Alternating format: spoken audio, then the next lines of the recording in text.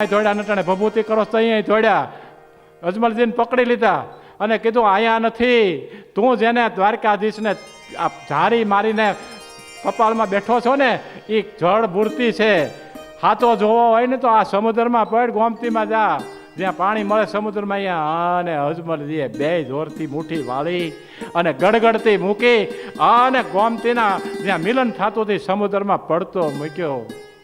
શેષ સયા ઉપર લક્ષ્મીજી બાજુમાં અને વાહર ઢોળે દર્શન થયા બાપા. પાતા બન કે બાપુ નિહાલ થઈ ગયો. દર્શન થયા એટલું તો નહીં, પણ પછી અજમલજીએ કીધું હું કે સંતાન માટે આવ્યો છું, તથાસ્તુ દીધો દીકરો. ભૂલ થાય છે તો પહેલાં ધ્યાન રાખવું જોઈએ ને કે બાપુ હવે તો સુધારી લ્યો, ભગવાન છો આપતો ઠેઠ પાતા લોકમાં દર્શન દીધા છે. તો કે તમારા જેવો બાપુ આવે તો તમારા જેવો